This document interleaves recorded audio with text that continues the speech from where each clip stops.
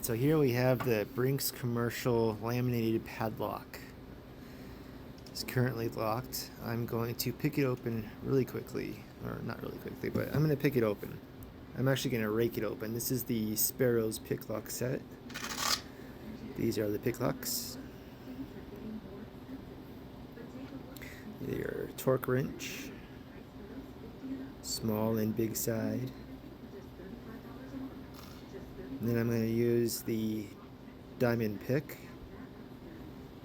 I like using that for raking.